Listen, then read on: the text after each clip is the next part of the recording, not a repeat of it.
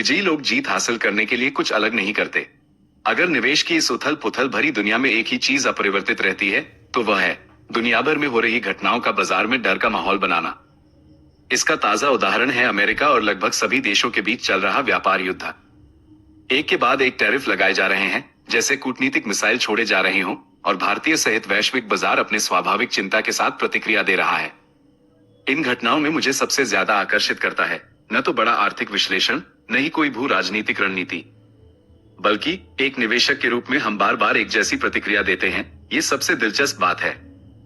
जैसे ही बाजार गिरने लगता है, हमारी लड़ो या भागो प्रवृत्ति सक्रिय हो जाती है और हमारा अंतर्मन कहता है कुछ तो करो, क्योंकि कुछ न करना मानो खतरे के सामने खड़े रहना है।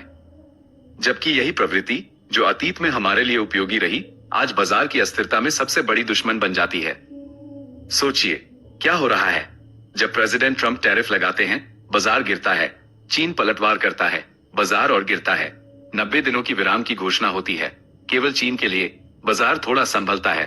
और इस पूरे समय निवेशक बार बार पोर्टफोलियो ऐप खोलकर गिरावट देख रहे हैं और सोच रहे हैं सब बेच दूं या इस डिप में खरीद लूं। और आर्थिक समाचार माध्यम ऐसे विश्लेषण कर रहे हैं जैसे ट्रंप की हर पोस्ट आपके स्टॉक रिटर्न से जुड़ी हो। लेकिन एक बार पीछे मुड़कर सोचिए, पिछले महीने की तुलना में भारतीय अर्थव्यवस्था की मूल प्रकृति में क्या बदला है? क्या भारतीयों ने अचानक खर्च करना बंद कर दिया है? क्या हमारी तकनीकी क्षमताएं रातों रात गायब हो गई? क्या टैरिफ के चलते अब हमें घर, स्वास्थ्य सेवा या वित्तीय सेवाओं की जरूरत नहीं रही? बिल्कुल नहीं। यह सही है कि व्यापार युद्ध के कुछ वास्तविक प्रभाव हैं। विशेष रूप से निर्यात निर्भर क्षेत्रों जैसे आईटी को कुछ दिक्कत हो सकती है। जो कंपनियां वैश्विक सप्लाई चेन का हिस्सा हैं, उन्हें खुद को ढालना पड़ सकता है। लेकिन इसके चलते सब बेच दो जैसा फैसला लेना एक तात्कालिक सोच है जो संपत्ति बनाने के बजाय उसे खत्म कर देती है। इतिहास हमें बहुत कुछ सिखाता है। सोचिए पिछले कुछ दशकों में भारत ने क्या क्या झेला है। 1. युद्ध, 2.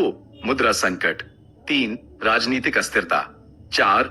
नोटबंदी, 5. बैंक घोटाले, 6. वैश्विक महामारी, 7. पहले भी व्यापार तनाव।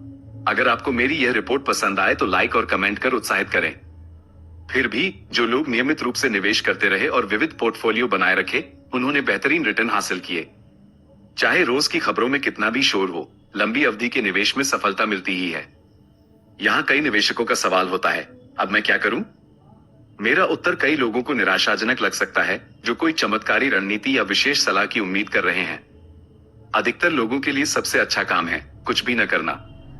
अगर आप 5 या उससे अधिक वर्षों के बाद किसी लक्ष्य को पूरा करने के लिए निवेश कर रहे हैं, तो ये बाजार की अस्थिरता भविष्य में बस एक छोटा सा निशान बनकर रह जाएगी। अगर आप सीप कर रहे हैं, तो इस गिरते बाजार में निवेश जारी रखना ही रुपी कॉस्ट एवरेजिंग का जादू दिखाएगा। और अगर आपके पास अतिरिक्त नकदी है, तो आने वाले कुछ महीनों में धीरे धीरे निवेश करना लंबी अवधि में फायदेमंद हो सकता है।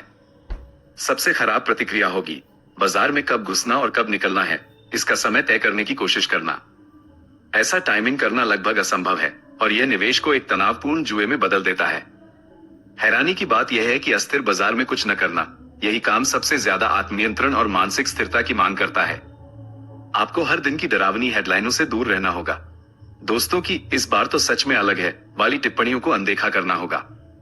आपको समझना होगा कि अल्पकालिक उतार चढ़ाव दीर्घकालिक रिटर्न के लिए एक कीमत मात्र है। इसलिए जब व्यापार युद्ध सुर्खियों में हो, तो याद रखिए, आपके आर्थिक भविष्य का सबसे बड़ा नुकसान किसी अंतर्राष्ट्रीय नीति के कारण नहीं होता, बल्कि उस पर आपकी प्रतिक्रिया के कारण होता है। जीवन में जो बदलाव प्रतिक्रिया न देने से भी संभाले जा सकते हैं, उन पर शांत रहना ही बेहतर है।